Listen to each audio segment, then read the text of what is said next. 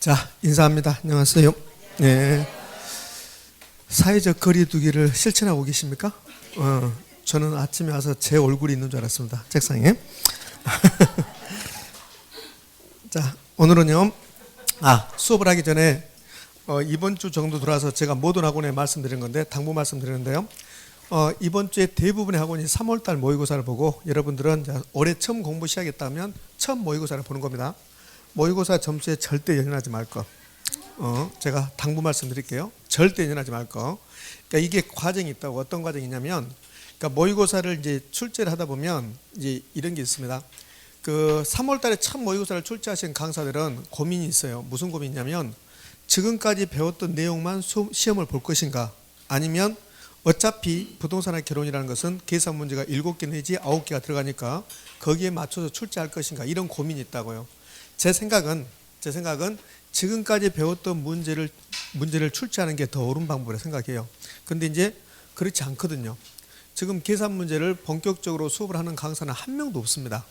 그런데 계산 문제를 거의 대부분이 보면 3월달에 모의고사는 물론 좀 쉬운 거지만, 그렇지만 7, 8개를 집어넣어 놓거든요.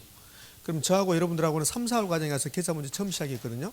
그럼 이제 오늘 계산 문제를 하나, 2개 정도 다뤄볼 거고, 지금 3, 4월 과정에 가서 계산 문제 딱 하나 했습니다. 뭐 했던가요? 2개 했구나. 2개. 뭐 했냐면 균형 가격 이거 하나 했죠? 그 다음에 탄력성에 대해 있잖아요.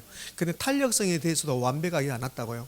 그러니까 탄력성에 대해서 계산 문제를 몇 가지 형태가 있는데, 저하고 여러분하고는 한 가지 형태 있습니다. 가장 많이 나온 거 한 가지 형태. 수요의 가격 탄력성 주고 소득 탄력성 두고 교차 탄력성을 주면서 수요랑 변화가 어느 정도 되는가, 이게 가장 기본적인 형태인데, 근데 잘 나오지 않지만 좀 어려운 문제가 하나 있어요. 그것은 제가 맞지 않았죠. 그러니까 탄력성의 계산 문제가 나오면 둘 중에 하나가 나오는데, 여러분과 제가 공부했던 내용이 자주 출제되는 거야. 근데 자주 출제되지 않는 내용이 모의고사에 나올 수 있다는 거. 그러면 탄력성 계산 문제 나왔는데 보지 않은 게 나왔네, 이렇게 된다고요. 그러니까 점수에 절대 연연하지 말 거. 의미하셨죠? 어떤 학원의 모의고사 시험지를 봤는데 욕 나와요. 특히 왜 그런지 모르지만 부동산학 결혼만 유독 어렵게 냈더라고요. 그 다음에 또 어떻게 냈냐면, 거기는 좀 미스런 것 같은데 4번 답이 16개야 4번 답이. 그럼 미스한 거잖아요. 봐봐요. 그러니까 우리 실제 시험장에 가서도 이제 우리가 부동산의 결혼이든 모든 과목이 40문제잖아요. 40문제면 1번 답이 8개 정도 나와야 돼요. 그러니까 1번부터 해서 5번까지 배열하면 그럼 평균적으로 8개 나와야 되잖아요. 8개 이렇게. 그럼 이제 1번이 9개 나올 수 있죠. 답이. 그러면 2번은 7개 나올 수 있겠죠. 이렇게. 근데 4번 답에다 16개를 집어넣어 줬으면 이거는 실패한 거잖아요. 그러니까 아무 생각 없이 낸 겁니다. 그러니까 그런 시험지를 만나버리면 여러분들이 이렇게 한다고요. 도대체 뭐 하자는 건가? 내가 공부하는 게 지금까지 제대로 했는가? 우리 강사는 제대로 가르쳤는가? 이런 의문이 빠진다고. 그러지 말라는 거예요. 그러니까 내일 또 수업 있잖아요. 그럼 내일 또 있고, 내일 있고, 우리 학원은 모의고사 언제 봅니까? 일요일 날 보잖아요. 그럼 내일 수업 있으면 내일 공부쌤한테 혹시 개인적으로 물어보십시오. 모의고사 점수가 중요합니까? 그러면 전혀 그렇지 않습니다. 그럴 거라고요. 그러니까 모의고사 점수에 절대 연연하지 말 거. 계속 이렇게 방법 말씀드리는데 모의고사 끝나고 나면 또 몇 명이 이렇게 내적 갈등은 심하죠.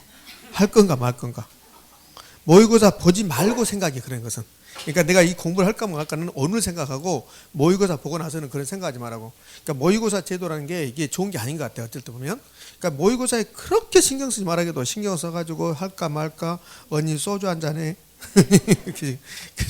그래도 언니는 좋겠다. 언니는 저보다 점수가 높잖아요. 야, 37.5가 얘 높니?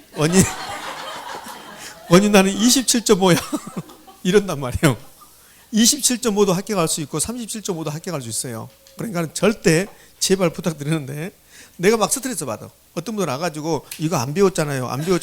수업으로. 그러니까 어쩌라고. 그럼 내가 다 해야 되냐? 이걸 어떻게 해야 되냐? 그렇게 되는 거니까 절대 제발 좀 부탁드릴게요. 자, 공부 시작합시다. 자, 어디서부터 하는 줄 아시는 분? 없지 뭐. 자, 지난주에 경기 변동 했었습니다. 그러니까 지난주에 탄력성이 다 끝나고 뭐 했냐면 거미집이론을 먼저 했어요. 그러니까 거미집이론 하면서 큐피탄 이런 거 했을 건데 기억나시는가요? 자, 그렇게 하고 이제 경기 변동을 나중에 했잖아요. 거미집을 먼저 하고. 자, 경기 변동을 했는데 자, 최근 경기 변동 이제 어느 부분을 폈냐면 경기 변동 처음부터 공부하는 게 아니라 경기 변동에 대해서 세 가지 사항을 공부했습니다. 자, 그럼 책은 134쪽을 펴세요. 책 134쪽 펴시고 강의 노트는 22쪽 펴시기 바랍니다. 책 134쪽 강의 노트 22쪽을 이렇게 펴시라고요. 자, 그럼 이제 부동산 경기 변동인데 우리는 시험 공부니까 부동산 경기 변동에서 뭘 공부할 것인가, 주로 뭐가 출제되는가, 그게 이제 공부의 포인트가 되는 거죠. 그럼 부동산 경기 변동에서는 저하고 1년 동안 5가지 사항을 공부한다고 했습니다. 자, 첫 번째 경기 변동의 개념. 개념은 어쩌다 한 번씩 지문에 나와요. 그러니까 필요 없습니다. 두 번째가 뭘까? 경기 변동의 유형. 경기 변동의 유형은 순환적 변동, 계절적 변동, 장기 추세 변동, 불규칙 변동. 그러면 정부 정책이 나오면 무슨 변동? 불규칙 변동. 831 부동산 종합대책. 그다음에 대부비를 변화했다. 청부채 상환비를 변했다. 그래서 부동산 경기가 갑자기 바뀐다. 이걸 불규칙 변동. 다른 말로 무작위 변동. 또 다른 말로 우발적 변동. 그렇습니다. 자, 세 번째가 측정 지표라는 게 있었죠. 측정 지표는 무엇을 보면 부동산 경기를 측정할 수 있습니까? 그게 측정 지표. 그러니까 부동산 경기라는 게 부동산 시장 상황이라고 했잖아요. 그러니까 부동산 시장 상황이 좋으면 경기가 좋다. 시장 상황이 나쁘면 경기가 나쁘다. 그러면 시장 상황, 그러면 수요, 공급, 가격 나와야 되거든. 그러니까 부동산 경기를 측정하는 지표는 수요, 공급, 가격. 그런데 부동산에서 수요가 건축이 되는 거고, 공급이 건축이 되는 거고, 수요는 거래가 되는 거고. 따라서 건축량, 거래량, 그다음에 가격 변동이 부동산 경기를 가늠할 수 있는 지표 역할을 한다. 최근에는 계속 지문 하나 나오고 있습니다. 어떤 식으로? 부동산 경기 변동이 나오면 이 부분은 지문 하나에 불과한다. 건축량, 거래량, 가격 변동은 부동산 경기를 가늠할 수 있다. 부동산 경기를 확인할 수 있는 지표 역할을 한다. 맞죠? 그런데 이게 대표적인 게 써놨고 여기에 부수적으로 엄청나게 많은 것들이 있거든요. 건축 허가량, 착공량, 안공량, 거래량은 등기 실적, 취득세 납부 실적. 그러면 가격 변동을 보고 부동산 경기를 가늠할 수 있고 기타, 공실 공가율. 그럼 공실 공가율만 기타 사항이 아니라 택지 분양 실적. 택지 분양 실적도 그 지역의 부동산 경기를 가늠할 수 있는 지표 역할을 합니다. 검단의 택지 분양 실적이 계속 증가하고 있다. 택지 분양 받아서 뭐 할 겁니까? 농사 짓는 거 아니잖아요. 그럼 택지 분양 받았으면 거기다가 건물 짓겠죠? 그럼 택지 분양 실적이 증가한다는 것은 앞으로 부동산 경기가 좋아진다는 뜻이잖아요. 그러니까 택지 분양 실적도 부동산 경기를 가늠할 수 있는 역할을 한다. 이거에 많이도 있습니다. 또 미분양 물량의 증가했다. 미분양 물량이 감소했다. 미분양 물량의 변화의 정도는 부동산 경기를 가늠할 수 있는 역할을 한다. 됐잖아요. 그러니까 미분양량이 계속 증가하고 있으면 경기는 나빠질 거고 미분양량이 계속 감소하면 경기는 좋아질 거고. 그러니까 제가 언급했던 것을 전부 다 우리가 기억할 필요 없잖아. 아, 이런 것들이 부동산 경기를 가늠할 수 있겠구나. 그러니까 가볍게 보시는 거죠. 자, 여기까지가 마무리됐거든요. 선생님 안 한 것 같아요. 꼭 그렇죠. 자, 네 번째, 다섯 번째가 중요해요. 부동산 경기 변동 5가지 배운다고 했잖아요. 5가지 중에서 중요한 게 2가지거든요. 그 2가지가 자, 4번하고 5번. 4번은 순환 국면별 특징이라는 게 있습니다. 순환 국면별. 이 순환 국면별 특징이 부동산 경기 변동 이 파트에서 2번째로 중요한 거예요. 두 번째로. 제가 특자 들어가면 시험 문제라고 했잖아요. 그래서 이게 하나 있고, 그다음에 5번째는 부동산 경기 변동의 특징이 있어요. 부동산 경기 변동과 일반 경기 변동을 비교했을 때 부동산 경기 변동이 갖는 특별한 사항, 이걸 부동산 경기 변동의 특징이라고 하는데, 부동산 경기 변동 파트에서는 이 부분이 가장 중요합니다. 이 5번이 시험은 가장 출제 빈도가 높아요. 최근에 출제 경향, 한 7, 8년 전에 출제 경향은 이렇게 출제했어요. 순환 국면별 특징만 물어보고 부동산 경기 변동 특징만 물어봤습니다. 시험 지문이 이렇게 했죠. 부동산 경기 변동 특징에 관한 설명이다. 옳은 거 틀린 거. 순환 국면별 특징에 관한 설명이다. 옳은 거 틀린 거. 이렇게 출제했었어요. 그런데 요즘은 그렇게 출제하지 않고 부동산 경기 변동에 관한 설명이다. 옳은 거 틀린 거. 그럼 부동산 경기 변동에 관한 설명이다. 옳은 거 틀린 거. 그러면 여기 있는 것을 포괄적으로 전부 다 출제하겠다. 그 말이에요.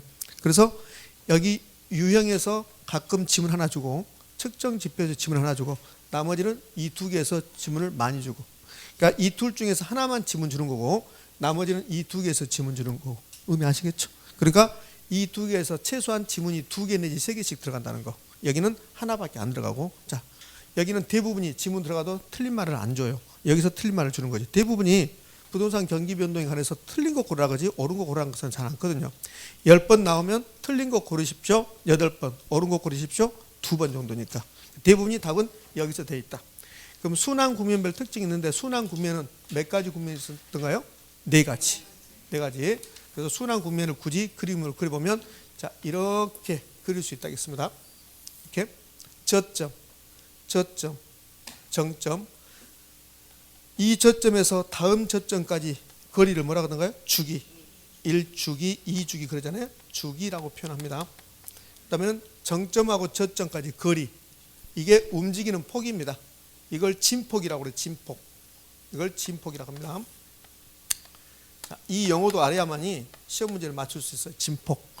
자, 그래서 이렇게 나누어서 똑같으면 좌우가 대칭적, 다르면 비대칭적 그러거든요. 그러니까 회복시장, 회복시장, 회복국면. 그다음에 부동산 경기 호황이다. 이걸 상향시장, 상향국면. 자, 상향에서 정점 찍고 빠지죠. 후퇴, 후퇴시장, 후퇴국면. 여기는요. 하향시장, 하향국면. 그래서 이 두 가지의 성격 유사. 회복하고 상향이 성격 유사해서 이렇게 나눠서 저점에서 정점까지, 저점에서 정점까지 이 거리 구간 회복하고 상향 2개 묶어서 상승 국면. 그럼 상승 국면의 반대가 있겠죠? 상승 국면의 반대는 정점에서 저점까지. 그럼 정점에서 저점까지는 상승 국면의 반대가 하강 국면. 하강 국면 이렇게요.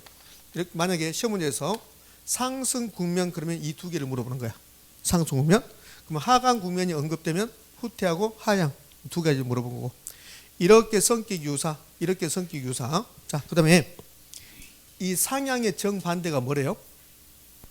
상향의 정반대가 하향입니다. 이렇게 하향. 자, 다른 나라고 해서 제가 회복의 정반대가 뭐래요? 그러면 대부분이 하향이라고 해요. 이렇게 해서 이렇게. 그게 아니고 회복의 정반대는 뭡니까? 후퇴. 이렇게 돼 있어요. 후퇴 됐습니다. 그럼 순환 국면별 특징은 상향시장에서 어떤 특징이 있습니까? 이런 거거든요. 시험은 상향시장이 가장 잘 내요. 그러면 상향시장의 특징을 알면 하향시장의 특징도 자연적으로 알게 되는 거죠. 상향시장의 특징 정반대가 하향이니까. 그럼 회복시장의 특징을 알면 회복의 정반대가 후퇴니까 후퇴의 특징도 자연적으로 알게 되는 거죠. 됐죠? 그 다음에 성격은 상향과 회복이 유사. 그럼 상향과 회복이 유사하면 상향을 알면 회복도 얼추 가늠해 볼 수 있는 거죠. 그럼 4개의 국면 중에서 우리가 공부할 것은 딱 하나밖에 없죠. 상향, 시장 이것밖에 없어요. 자, 그러면 하나씩 공부할 건데, 자, 이거 순환 국면별 특징을 공부할 때 어디하고 연결되어 있다고 그랬습니까? 네가 해라. 그렇죠. 순환 국면 특징은 측정 지표하고 연결되어 있어요. 왜요? 회복 시장에 어떤 특징이 있습니까?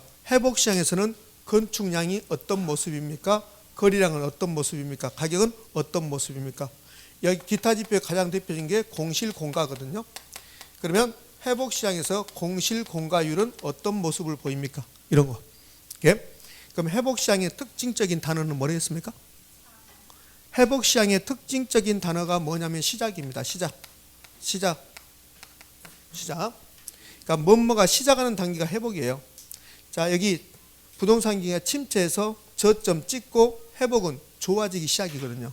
회복은 좋아지기 시작하니까 건축량, 거래량 증가하기 시작, 가격은 상승하기 시작, 공실공간은 감소하기 시작. 됐죠? 그럼 끝이네. 회복 끝. 그럼 회복의 반대는 뭐다? 후퇴. 그럼 후퇴는 회복하고 반대인데, 그러면 회복이 시작이면 후퇴는 시작이 아니라 작시입니까? 그게 아니죠. 그게 아니고 이 회복도 키워드는, 아니 후퇴도 키워드는 시작입니다. 시작인데 여기 회복하고 반대. 건축, 거래, 감소 시작. 가격은 하락 시작. 공실공간은 증가 시작. 그럼 끝이잖아요. 공부할 것도 없고. 자, 가장 잘 나온 건 상향이라고 그랬죠? 그러면 상향에서 키워드는 뭔가요? 상향은 최고 최저가 나온다 했잖아요. 그럼 상향에서는 최고 최저가 나오는데, 자, 최고. 뭐가 최고? 가격 수준이 최고. 자, 가격 수준이 최고. 그다음에 최저가 나오죠. 최저는 공실공가가 최저. 공실공가가 최저 이렇게. 상향의 정반대는 하향. 그럼 하향은 상향의 최고가 하향에서는 최저. 그럼 뭐가 최저? 가격 수준이 최저. 그 다음에 상향의 최저가 하향에서는 최고. 뭐가 최고? 공실 공가가 최고. 이거라도 맞추게요. 이거라도. 그렇죠. 투자론 가면 어렵잖아요. 공부도 잘 안 하잖아요. 그러니까 이거라도 이거 잘 되면 더 이상 공부하지 마세요. 근데 잘 되는 것만 계속 공부하거든. 그래서 가장 많이 공부하는 게 낮이 돼지 북택지야. 그걸 가장 공부 많이 해. 그러니까 이런 거 잘 되는 것은 이제 안 해도 돼요. 그러니까 하기 싫은 거 하시라고. 요구수일 같은 거 하기 싫잖아요. 하셔야 돼. 그렇지. 요구수 하기 싫어도 하셔야 돼. 그래야만이 점수가 높아지는 거야. 자, 그러면 이제 얼추 순환 구매율 특징은 이제 마무리됐습니다. 그런데 순환 구매율 특징에서 가장 시험에 잘 나온 것은 아직 안 왔습니다. 아직. 순환 구매율 특징에서 가장 시험에 잘 나오는 게 뭘 잘 내냐면 상향 시장을 잘 내요. 그럼 상향 시장을 잘 내는데 상향 시장에서 특징적인 사항을 지금 공부했잖아요. 최고, 최저. 그다음에 상향 시장에서는 건축량, 거래량 매우 활발. 그러나 하향 시장은 건축, 저조, 한산, 거래도 한산 이렇게 하시면 돼요. 이제 여기 순환구매율 특징에서 이 가격 변동상을 잘 물어보거든요. 이 라인이 가격 변동상이라고 보면 돼요. 가격이 올라가는 시기, 가격이 높은 시기, 가격이 떨어지는 시기, 가격이 낮은 시기 이렇게 하시면 되거든요. 이 라인을 보고서 가격 변동상을 잘 물어보고 그다음에 두 번째 뭘 물어보냐면 시장을 매수자하고 매도자 중에서 누가 시장을 주도합니까? 이거 잘 물어보거든요. 그러니까 순환구매율 특징에서는 지금 제가 최고, 최저, 시작 이런 말 했고 키워드를 했지만 그러나 정작은 지금 하는 게 더 잘 나와요. 그러니까 상향 시장에서 매수자하고 매도자 중에서 누가 시장을 주도하는가 이게 잘 나오거든요. 그러니까 상향 시장은 가격이 올라가는 시기니까 매수자가 안 달라고 매도자가 느긋하거든요. 매도자가 시장을 주도할 수밖에 없어요. 그래서 매도자 중심 시장이다 이렇게 한다고. 매도자 중심 시장이다. 이렇게. 자, 그다음에요. 뭘 물어보냐면 이제 가격 변동상을 물어보는데 이것 잘 물어봅니다. 우리가 지금 여기 있다고 그랬습니다. 2020년 3월 오늘 26일인가요? 26일입니다. 전 날짜 가는 것도 잘 모르겠어요. 어쩔 때는 오늘 나갔다가 그 다음 날 들어가요. 집에서 멀리 있는 것은 아침에 나갔다가 10시 반에 수업 끝나고 집에 들어가면 그 다음 날이야. 12시 넘으니까 그게 날짜 가는지도 몰라요. 분명히 오늘 집에서 나갔는데 집에 들어갈 때는 내일 들어가고 그 내일이 그날은 또 오늘이야. 그러잖아요. 그러니까 날짜 가는 것도 실질적으로 잘 모르고 저는 날짜는 잘 가는 것 같아요. 예? 며칠 지나고 여러분 한 두 번 정도 보면 한 달이 지났네 이렇게 되니까. 자, 지금 우리가 여기 있는데요. 1년 전은 2019년 3월 26일입니까? 이렇게. 지금 어떤 기분이 드냐면 제가 어디 입사 시험에서 지금 여러분에게 점검 받는 것 같아요. 여러분 말이 없이 마스크 쓰고 그래 너 한번 해봐 이러고 있는 것 같아. 그리고 나는 떠들고 이렇게 하는 것 같아요. 그래서 무슨 제가 테스트를 크게 받고 있는 그런 생각이 들고 있습니다 지금. 자, 뭐지? 그러면 상향 시장에서는 부동산 가격이 막 올라가는 시기라고 했잖아요. 올라가는 시기니까 1년 전에 어떤 부동산이 10억이 거래됐다. 이 10억을 뭐라고 부르냐면 과거 사례 가격이라고 그래요. 우리가 지금 여기 있잖아요. 그럼 1년 전은 과거잖아요. 그럼 이 과거의 사례 가격 10억이 어떤 역할을 하는가 그걸 잘 물어보거든요. 그럼 과거의 사례 가격 10억은 상향 시장은 부동산 가격이 올라갔으니까 지금 거래된다면 13, 14억 되겠죠. 그럼 과거의 가격 10억은 지금 거래 상한선이냐 하한선이냐 물어보거든요. 제가 설명을 하지만 이건 필요 없습니다. 설명 들을 필요 없이 여기 상향 시장이 나오고 하향 시장이 나오죠. 그럼 상이 나왔으면 하가 하나 나오면 돼요. 그럼 끝이에요. 그래서 이렇게 하죠. 상향 시장에서 과거의 사례 가격은 옛날 가격은 그 말이죠. 지금 새로운 거래를 한다면 그 부동산을 새롭게 거래한다면 새로운 거래에 무슨 선?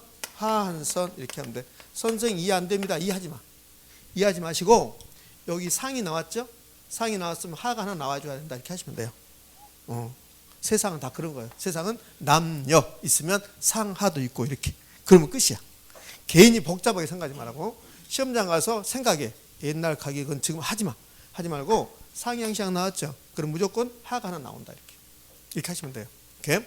자, 이게 순환 국면 특징에서는 가장 잘 나오는 거야. 이게. 그럼 하향시장은 제가 굳이 할 필요 있을까요? 없습니다. 하향시장을 할 필요 없이 일단 외우는데 이렇게 외우라고 했잖아요. 상, 하, 도 이렇게 외우라겠습니다. 그럼 여기를 하로 바꿔봐요. 하향시장에서는 과거의 사례 가격은 새로운 거래 무슨 선? 상한선이다. 그 다음에 시장은 매수자가 주도한다. 그래서 하, 상, 수 이렇게 하겠습니다. 자, 이게 가장 시험에 잘 나옵니다. 자, 그러면 4개의 국면이 있는데 지금 2개의 국면은 이제 정리가 됐습니다. 그러면 봐요. 만약에 상향시장에서 시장을 누가 주도하냐? 이러면 누구 주도입니까? 매도자. 상향시장에서는 과거의 사례 가격은 무슨 역할을 합니까? 하한선. 됐잖아요. 근데 상하도를 외우고 있는데 뭐가 나오냐면 회복시장이 나와요. 회복시장. 그럼 회복시장이 시험에 나왔습니다. 그럼 회복시장은 시장을 누가 주도합니까? 이렇게 물어볼 수 있죠. 회복시장은 시장을 누가 주도합니까? 이렇게 물어볼 수 있잖아요. 근데 회복은 뭐하고 성격 유사? 상향하고 유사. 그럼 회복시장도 누구 중심 시장? 매도자 중심 시장. 그런데 매도자 중심 시장인데 이걸 다른 표현을 쓸 수 있습니다. 어떤 표현을 쓸 수 있냐면 자, 이 그림을 볼까요? 회복시장 전 단계는 무슨 시장이었습니까? 하향시장이었지. 회복시장 전 단계는 하향시장이었죠. 그럼 하향시장은 누구 중심이었습니까?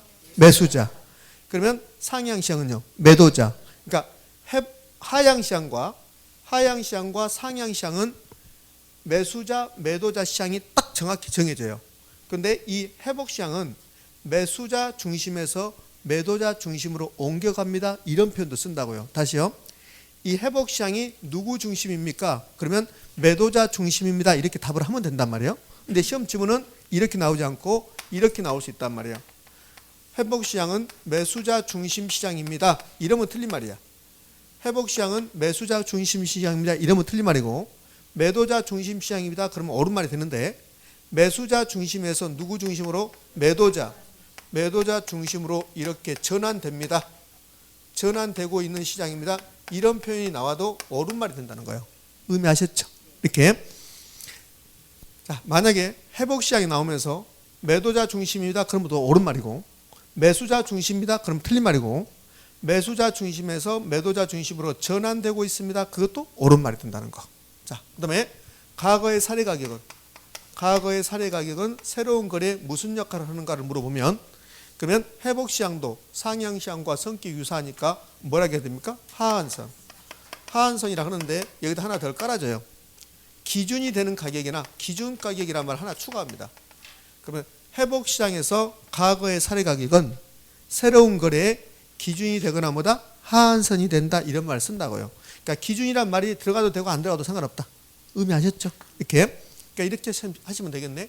상향하고 하향은 상하도 하상수가 딱 정해지는데 회복하고 그다음에 후퇴는 회복이 반대가 후퇴죠. 회복하고 후퇴는 기준이란 말이 들어가고 전환된다는 말이 들어간다는 거. 의미하셨습니까? 이렇게. 근데 아주 여러분을 골탕 먹이기 위해서 시험을 출제하면 이렇게 출제할 수도 있어요. 회복시장은 매도자 중심에서 매수자 중심으로 전환되고 있다. 이렇게 출제할 수 있어요. 그럼 틀린 말이죠. 그러니까 전환이란 말만 알고 왔지 전환 나오면 옳은 말이야. 그리고 또 틀릴 수가 있다는 거. 골탕 먹이기 위해서는 그렇게 출제해버릴 수도 있다는 겁니다. 의미하셨죠? 예. 자, 됐습니다. 그럼 여기는 회복시장인데 이걸 후퇴시장으로 바꾸면 후퇴시장에서는 과거의 사례 가격은 새로운 거래 기준이 되거나 뭡니까? 상한선 이렇게. 그다음에 후퇴시장은 누구 중심 시장? 매수자 중심 시장인데 이걸 다른 표현을 매도자에서 매수자로 전환됩니다. 이렇게 해도 옳은 말이 된다는 거 의미하셨죠? 예. 자, 이렇게 하면 순환 국면별 특징을 끝납니다. 제가 지금 회복시장하고 후퇴시장 기준 가격이 된다, 전환된다 이런 말 했지만 이게 잘 출제되는 게 아니라 상하도, 하상수가 자주 출제되고 있다. 오케이? 예, 됐어. 자, 여기까지 순환 국면별 특징 끝났습니다. 그럼 이제 부동산 경기 변동에서 가장 시험에 잘 나오는 거 경기 변동의 특징 이거 갈 겁니다. 경기 변동의 특징 되고 있습니까? 예, 자, 그래요. 자, 책은 지금 제가 여러분과 134쪽, 135쪽, 136쪽까지 설명이 됐습니다. 자, 근데 136쪽에 하단부에 안정시장이라는 게 하나 있어요. 안정시장이라는 거. 자, 그 안정시장을 지금부터 설명할 건데요. 자, 이게 봅니다. 부동산 경기 변동의 순환 국면은 몇 가지입니까? 네 가지죠. 회복, 상향, 후퇴, 하향 있죠. 근데 부동산 경기 변동은 안정시장이라는 게 있어요. 안정시장. 안정시장이라는 게 있는데 이게 이제 시험은 거의 나오지 않지만 나오면 여러분 좀 힘들게 할 수도 있습니다. 그럼 이 안정시장은 부동산 경기 변동에서만 나타나요. 부동산 경기 변동에서 나타나는 특수한 시장인데 얘가 중요한 것은 순환 국면은 아니라는 거. 순환 국면은 아니다. 순환 국면은 몇 가지가 있습니까? 네 가지. 네 가지. 그럼 이제 이런 표현 봐봐요. 두 가지 표현이 거의 비슷한데 하나는 틀린 말이고 하나는 옳은 말이에요. 자, 부동산 경기 변동은 회복, 상향, 후퇴, 하향 시장 이외에 안정 시장도 있다. OX. O입니다. X 아니에요. O라고 해요. 잘 들어보세요. 부동산 경기 변동은 회복, 상향, 후퇴, 하향 이것 외에 안정 시장도 있다. 그러면 옳은 말이야. 그런데 어떻게 나오면 틀린 말이냐면 부동산 경기 변동의 순환 국면에는 회복, 상향, 후퇴, 하향, 안정 국면이 있다. 이러면 틀린 말이에요. 의미하셨죠? 그러니까 이 안정 시장이라는 것은 부동산 경기 변동에서 나타나는 하나의 특징인데 근데 순환 국면은 아니라는 겁니다. 그럼 안정 시장은 순환 국면이 아니라 어느 특정한 지역을 말해요. 소위 말해서 역세권입니다. 역세권은 그 지역의 부동산 경기가 침체한다 하더라도 우리 인천의 부동산 경기가 침체에 들어간다 하더라도 불황이 들어간다 하더라도 역세권에 있는 상가라든지 역에서 걸어서 도보로 한 5분 거리에 있는 아파트 단지 이런 데는 가격이 떨어지지 않거든요. 그 지역은 가격이 안정되어 있어요. 그 지역을 안정시장에 있다 이렇게 표현하는 거야. 의미하셨죠? 그러니까 안정시장은 특정 지역을 말하는 거지 순환 국면이 아니다는 겁니다. 의미하셨나요? 예, 그게 안정시장입니다. 자, 됐습니다. 자, 이렇게 해서 순환 국면의 특징이 마무리되고 이제 경기 변동의 특징 갑니다. 부동산 경기 변동. 그러니까 부동산 경기 변동의 특징은 부동산 경기와 일반 경기를 비교했을 때 부동산 경기가 어떤 특징을 갖습니까? 그게 부동산 경기 변동의 특징. 그럼 부동산 경기 변동의 특징은 자, 칠판 보는데 이거 부동산 경기 변동의 특징이 여러 가지가 있는데요. 자, 중요한 것은 불자가 나와야 되고 B자가 나와야 되고 그다음에 다르다가 나와야 돼요. 이 다르다가 가장 시험에 자주 출제합니다. 최근에는 여기 불자를 출제하고 있지만 사실은 그동안 보면 이 다르다가 가장 많이 출제해요. 그럼 다르다는 부동산 경기 변동은 서울하고 인천이 같아요, 달라요? 다르죠. 그래서 이렇게 하죠. 부동산 경기 변동은 도시별로 다르다 이렇게 하죠. 서울이란 도시, 인천이란 도시 다르잖아요. 그다음에 같은 서울에서도 같은 인천에서도 구마다 같을까 다를까? 다르죠. 그래서 같은 도시에서도 지역별로 다르다 이렇게 한다고요. 다른 양상을 보인다. 다른 양상을 보인다 그러면 옳은 말인데 동일한 양상을 보인다 그러면 틀린 말이 되는 거예요. 의미하셨죠? 자, 그럼 봐요. 우리 인천에서도 지역별로 다르겠죠? 지역을 빼버리고 인천에서도 용도별로 다르죠. 인천의 상업용 부동산 경기와 주거용 부동산 경기가 같을까 다를까? 다르겠죠. 그러니까 무조건 다르다 하면 돼. 너하고 나하고 다르다 이렇게. 너하고 나하고는 틀려 이러지 말고 달라 이렇게. 다르다. 이게 가장 잘 나오는 거예요. 그러면 이제 구체적으로 하면 부동산 경기 변동의 특징은 주기가 길어요. 그다음에 진폭은 크다고 그래. 그러니까 주기 길고 진폭은 크다는데 주기 길다는 안 중요해요. 그러니까 진폭이 크다가 이제 가끔 시험에 등장합니다. 그러니까 최근에 이게 이제 답이 됐어요. 진폭이 작다라고 해서 이게 답이 됐거든요. 그러니까 진폭이 크다, 진폭이 작다 이렇게 주면 출제자가 아주 훌륭하신 분입니다. 답을 바로 주잖아요. 근데 이걸 약간 꼬을 수 있어요. 진폭은 어디서부터 어디까지입니까? 정점에서 저점까지입니다. 진폭은 정점에서 저점까지라고요. 그럼 진폭이 크려면 정점은 높아야 돼요. 저점은 낮아야 됩니다. 이렇게 해야 돼요. 근데 두 번 걸쳐서 이렇게 출제했어요.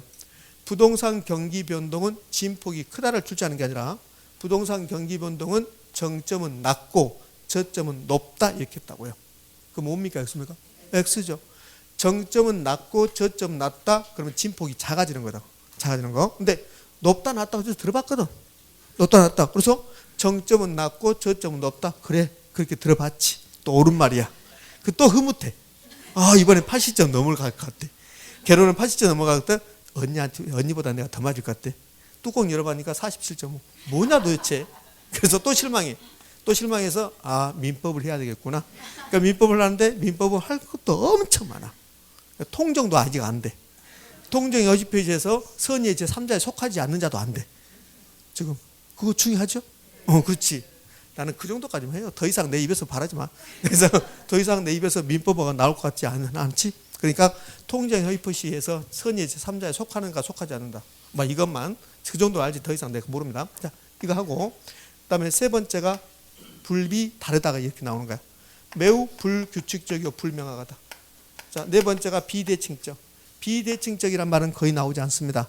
그 뭐가 비대칭적이냐면 이렇게 나오면 대칭적이라고 했잖아요. 대칭적 이렇게. 근데 이렇게 나오지 않는다고 했잖아요. 그러니까 부동산 경기의 모습을 보면 올라갈 때는 천천히 올라간다고 했잖아요. 떨어질 때는 인정사정 없이 떨어집니다. 그래서 이렇게 나누면 다르니까 비대칭적이다. 비대칭적. 더 정확한 표현은 우경사 비대칭적입니다. 우경사 비대칭적 이렇게 표현하는 겁니다. 그럼 우경사 비대칭이란 말, 여기 비대칭이란 말도 잘 나오지 않는데 우경사 비대칭까지는 바라지도 않습니다. 그럼 우경사 비대칭은 여기가 좌측, 우측, 우측으로 경사져서 비대칭이란 이 소리예요. 그럼 우경사 비대칭, 비대칭적 이게 나오는 게 아니라겠잖아요. 그럼 비대칭이 되는 이유가 뭡니까? 부동산 경기가 올라갈 때는 천천히 올라가죠. 이 올라간 것을 통틀어서 회복이라고 그래요. 회복. 떨어지는 것을 후퇴라고 그래요. 그럼 회복과 후퇴가 길이가 똑같다면 대칭적이 되겠죠. 그런데 회복과 후퇴가 길이가 달라요. 그래서 비대칭적이거든. 회복은 느리다. 회복은 길다. 후퇴는 빠르다. 짧다. 이렇게 하는 거예요. 이렇게.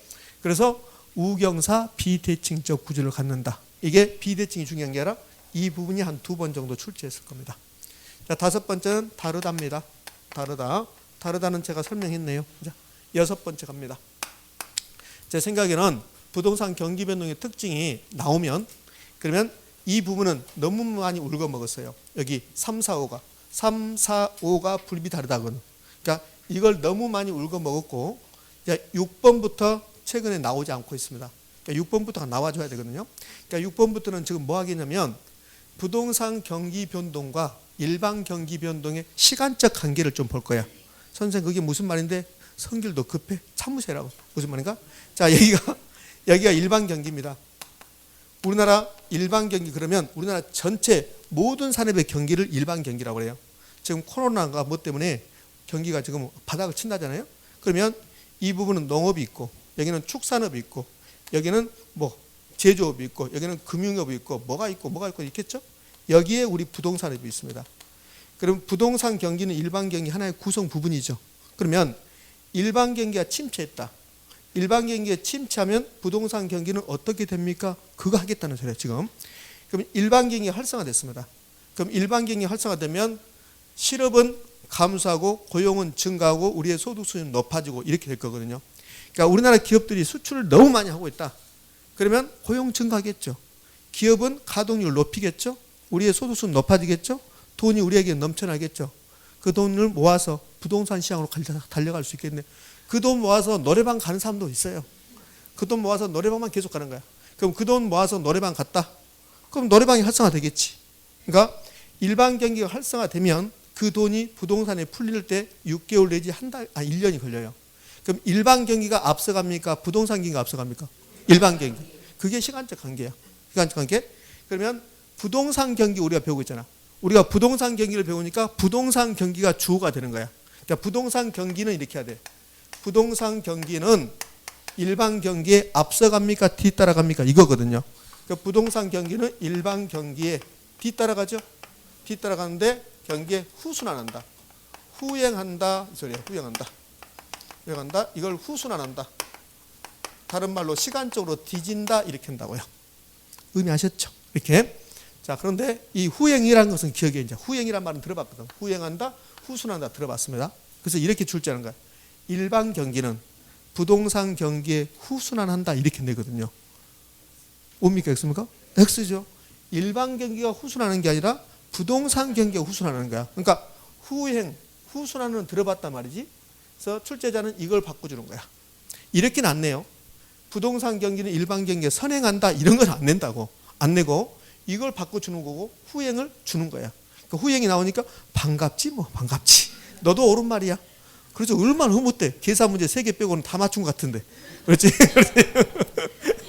계산 문제 7개 나오면 4개는 얼추 풀었어. 자기가. 근데 풀었는데 2개는 틀린 거지.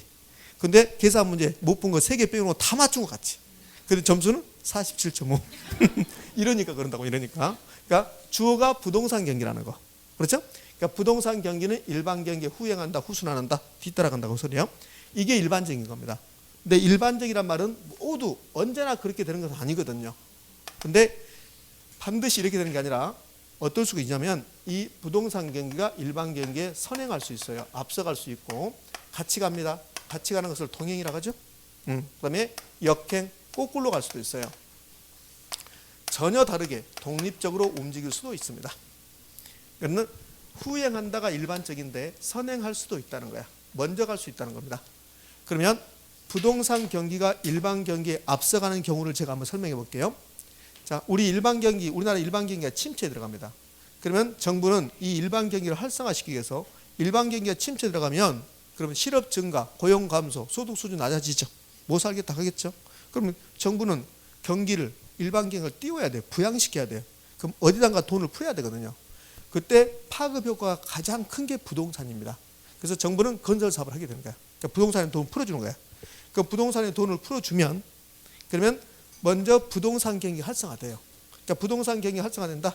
그러니까 부동산에 돈 풀어주면 건설 경기가 활성화되면 그럼 이제 돈 받아서 한 달에 한 번씩 돈 받아서 노래방도 가고 돼지고기도 먹고 자 삼겹살에다 소주 먹고 집에 가야 되는데 누군가가 5명 만나면 누군가가 형님 입가심. 그 이제 맥주 먹으러 갔지. 그 맥주 먹고 나서 한 명은 삼겹살 먹고 갔지. 그 4명 남았죠. 삼겹살 먹고 4명 남아서 이제 맥주 마시고 또 한 명이 가. 그럼 3명 남았죠. 그 3명은 서로 누군가가 말하기를 기다려.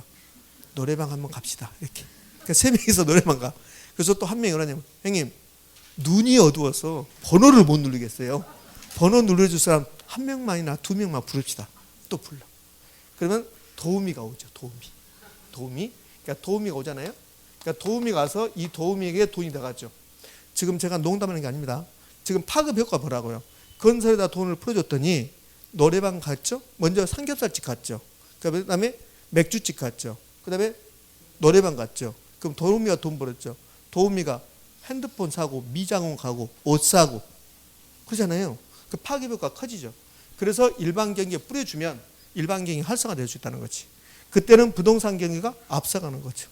됐습니까? 이렇게. 그러니까 반드시 부동산 경기가 일반 경기에 뒤따라가는 것은 아니고 일반적으로 부동산 경기가 뒤따라가는데 앞서갈 수도 있고 같이 가는 경우도 나오고 독립적으로 움직일 수도 있고 되셨죠? 자, 이거. 자, 이제요. 6번은 부동산 경기 전체를 보는 겁니다. 근데 부동산 경기 나눌 수 있죠. 어떻게 나눕니까? 주거용, 상업용, 공업용 나눌 수 있잖아요. 그럼 이번에는 주거용만 봐요. 주거용 부동산 경기는 일반 경기와 어떤 모습을 보일까? 일반 경기에 거꾸로 갑니다. 역행한다고. 역행. 자, 그러면 왜 그러는가 좀 이따 보고. 그럼 상업용, 공업용 부동산 경기는 일반 경기에 동행해요. 같이 가요. 같이 갑니다.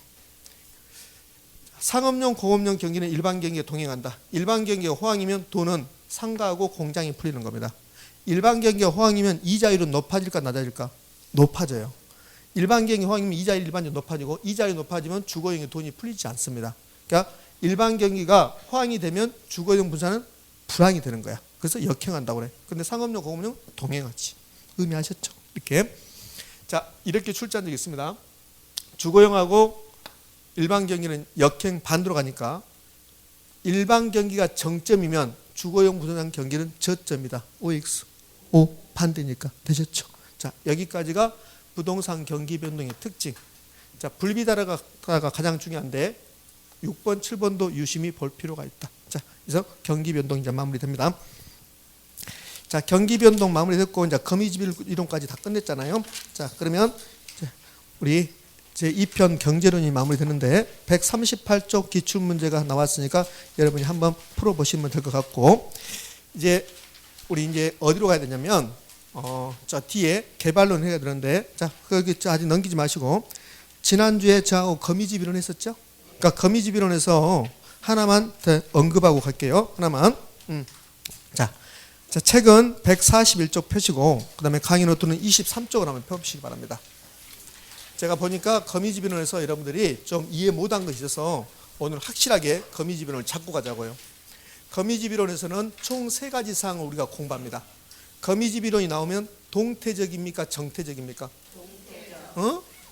동태적. 정이 나오면 틀린 말입니다. 거미지변론에서 전제 조건이 3가지 있었죠. 첫 번째 전제 조건은 가격이 변하면 수요는 즉각 변한다. 공급은 일정 기간 후에 변한다.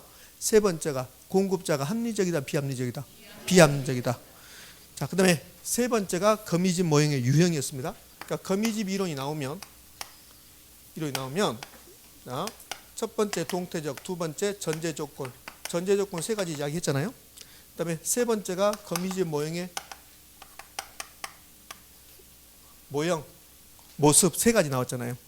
그러니까 첫 번째가 뭐 나왔어요? 수렴형이 나왔죠. 수렴형이 나오고 그 반대가 발산형이 나왔고 그 다음에 순환형이 나왔죠.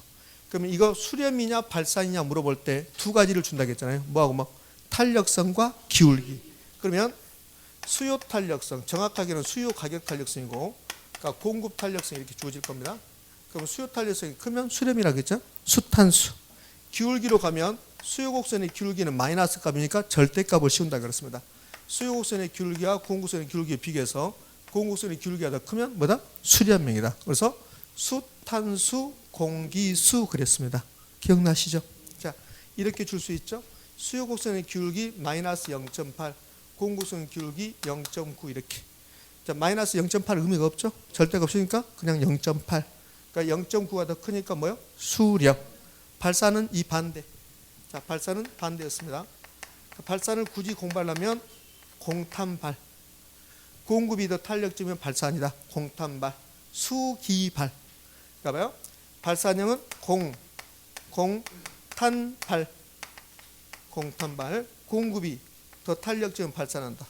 기울기로 가면 반대로 가야 되죠. 그럼 수기발. 수기발은 수요 곡선의 기울기가 더 크면 발산한다. 되셨죠? 물론 절대값입니다. 그럼 이렇게 나오면 수요 곡선의 기울기 마이너스 0.7, 공급선의 기울기 0.5. 그럼 0.7이 더 적죠? 근데 절대값 씌우니까 0.7이 더 큰 거죠? 마이너스 0.7이 더 적었는데 절대값 씌울 거 아닙니까? 그러면 수요 곡선의 기울기가 더 크다. 이런 뭡니까? 발산, 수기발이니까. 됐죠? 자, 순환형을 할 필요 없고. 자, 이렇게 나오면 우리는 쉽게 맞출 수 있죠. 근데 이렇게 안 나오고 뭐가 나온다? 함수. 그러니까 수요 함수가 나올 수 있다고 했잖아요. 수요 함수를 주어지고 공급 함수를 주어진다고 했습니다. 근데 수요 함수, 공급 함수가 주어지는데 지난주에 저하고 공부했던 거 이거 나왔을 때 글씨 3개 기억난가요? 큐피탄. 맞죠? 큐피탄. 자, 잘 들으세요. 거미집 모형에서 수렴이냐 발산이냐 순환이냐 이거 따질 때 2가지 알면 되잖아요. 첫 번째 탄력성을 알거나 또는 기울기를 알거나.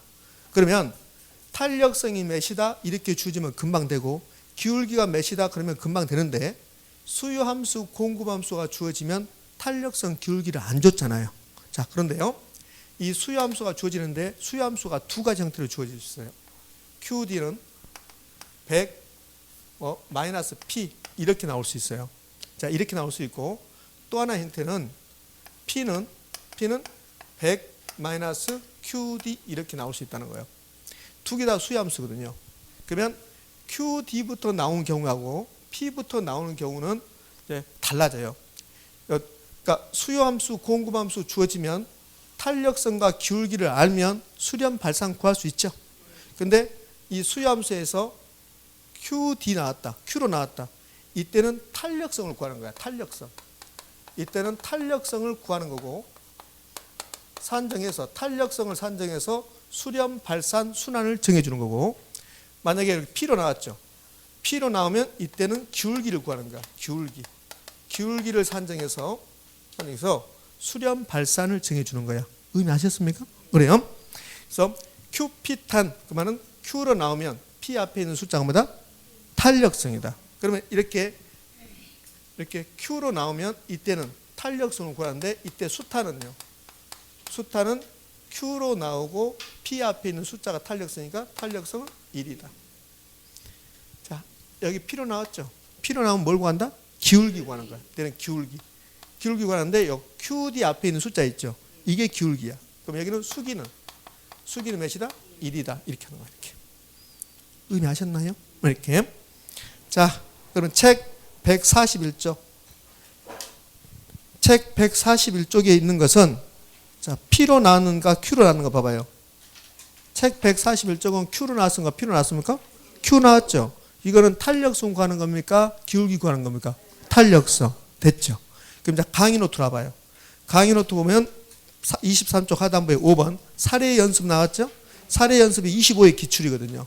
책에 141쪽에 있는 게 29회 때고 강의 노트 있는 게 25회 때입니다. 자, 칠판 한번 봐봐요. 거미집 모형은 수렴, 발산, 순환능을 구별하는 건데 근데 20회 이후에 이 거미집 이론이 몇 번 나오냐면 5번이 나와요. 5번 나오는데 5번 중에서 3번은 숫자를 주는 거야. 숫자. 3번은 수요 탄력성 몇이다, 공급 탄력성 몇이다, 기울기 몇이다 이렇게 준다고요. 그럼 우리 금방 확인할 수 있죠. 근데 2번 25회 때하고 29회 때는 이게 수요함수, 공급함수 이걸 주는 거야. 그럼 수요함수, 공급함수를 주면 기울기하고 탄력성을 구해야 되겠죠. 그러니까 책에 나온 141쪽에 나온 29회 때는 탄력성을 구하는 거고 강의 노트 23쪽에 있는 하단부에 있는 것은 그것은 P로 나왔죠. P로 나오면 뭘 구하는 겁니까? 기울기 구하는 거야. 근데 거기 강의 노트에 잘못된 게 있어요. 자, 강의 노트 잘못된 게 23쪽 하단부에 5번 사례 연습 25의 기출 문 A 부동산 시장은 EP 이꼴 500 QD 나왔죠. 그 다음에 3P 이꼴 300 플러스 QS죠. 그 QS 앞에 4자가 빠졌어요. 4QS입니다. 의미 아시겠습니까? 자, 그러면 거기 있는 거 지금 강의 노트 있는 것을 한번 해볼게요. P로 나오면 뭘 구한다? 기울기. 그럼 이제 강의 노트 나온 것은 이렇게 썼어요. 수요함수를 줬는데 수요함수가 뭘 줬습니까? 수요함수가요. EP는 500 마이너스 QD 나왔죠. 자, 이렇게 나왔습니다.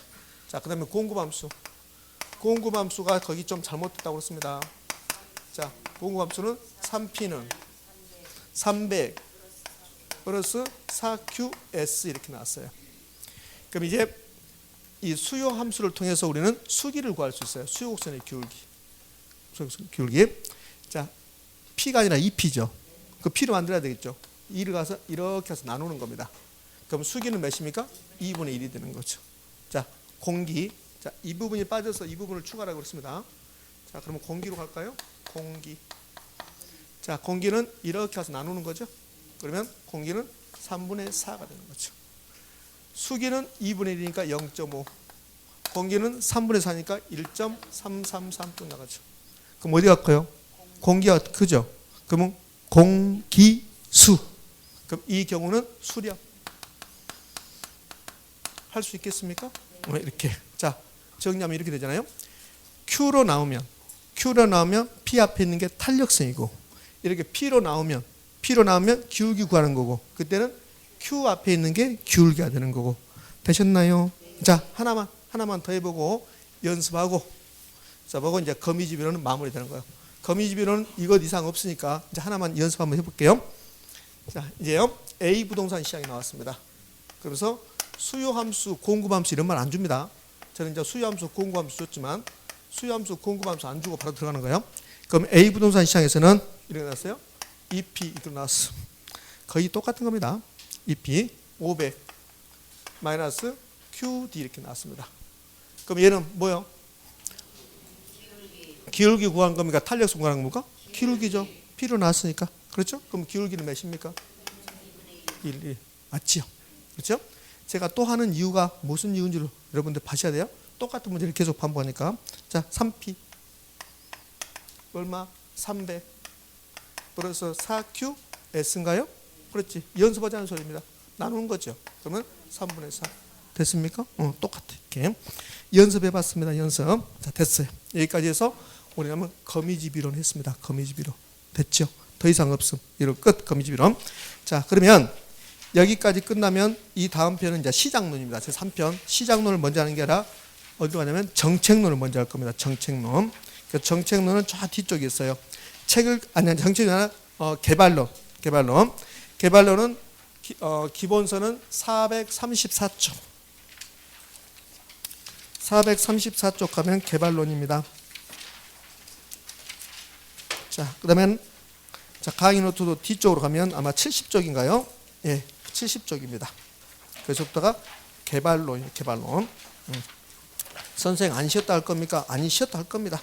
자, 여기 펴놓고 쉬었다 할까요? 자, 이번 시간 여기서 마무리하고 10분 쉬었다가 개발론 갑니다. 되셨죠? 예.